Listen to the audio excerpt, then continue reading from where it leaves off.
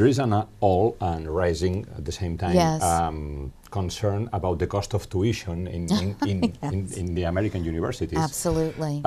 Is taking into account the salaries that Yes. the future workers are going to receive, is it Yes. still worth to pay a big amount of money for an tuition Yes. in a college in the United States? Yes. So the first thing that I want to say is that you're asking me fundamentally, is higher education worth it? And the answer is yes. Yes, of course. Undoubtedly yes. And that every statistic that you see will talk about the ability to have a larger salary. And even more than if you're college educated, that you will have a larger salary. And study after study will show you that. What particularly impresses me are those studies that you will have a better quality, more engaged life. That you will be more engaged in your local communities, politics, your church, you know, whatever social group you want to be in.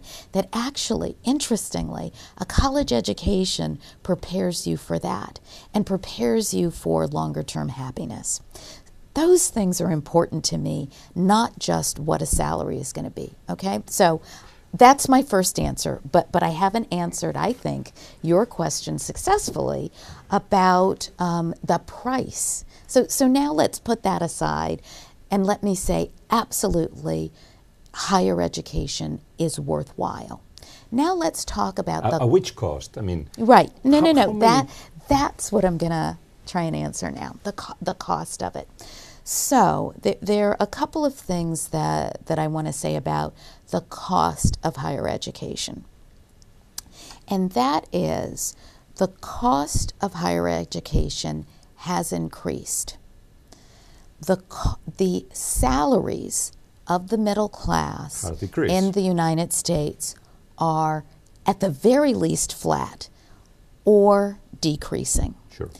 It's that intersection that's problematic. If middle class salaries were increasing at the rate of inflation in the United States, there wouldn't be quite as much tension as we're seeing now. Another piece that I would like to add to this complicated issue is that local state government support of higher education has decreased. I believe that's a fundamental problem. With less scholarships, for example? With less scholarships, with less money being placed into, let me take just one narrow example, but my field. I'm a neuroscientist. Most neuroscientists receive the support to do their scientific work from governmental agencies, National Institutes of Health, National National Institute, oh gosh, why am I here? I'm just, blipped on the NSF, National Science Foundation. So most scientists receive their money to do their fundamental science research from those and a couple of other major governmental organizations. They have decreased the amount of money that they are giving to support research. That means that people in colleges and universities have less money to do their scientific research than they did in a previous generation.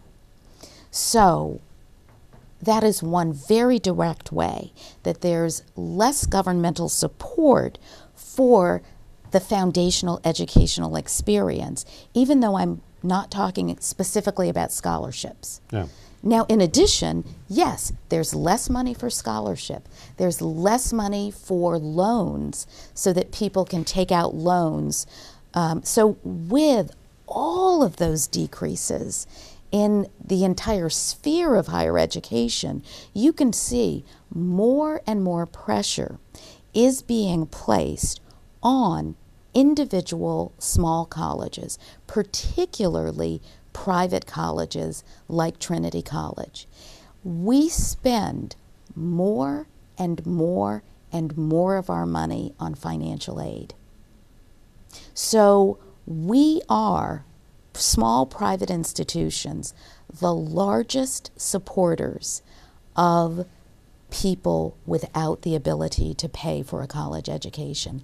And that's low-income students and middle-income students. Yeah. We actually support that.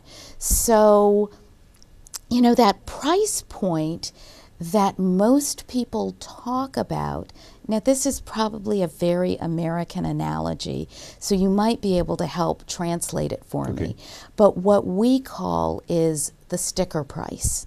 So you walk into a car lot and you see the sticker price, and that is almost never the price that anyone pays, right? Yeah. So when people are throwing the price of higher education to me, that is not the price that most people are paying. That is the sticker price that people see. Understand. The government supports that.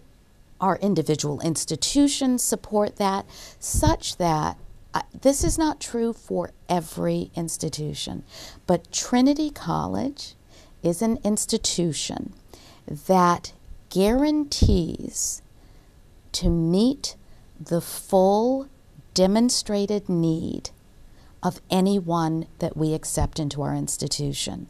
So if Trinity College admits you and says, yes, you can come to Trinity College, it says, and we are guaranteeing you that we are going to provide the financial means for you to come to Trinity College.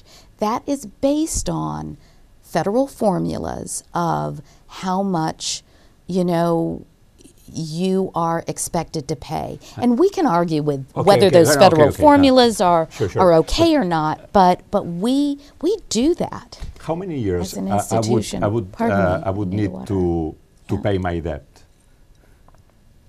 to the bank? Right. How many years would you need? 10 years, 15 years? I mean, you know, that's probably a good question that I'm not sure that I can answer accurately for you, but I will tell you that at Trinity College, that the average amount of debt that a student graduates with is approximately the cost of a car. So not a Mercedes-Benz,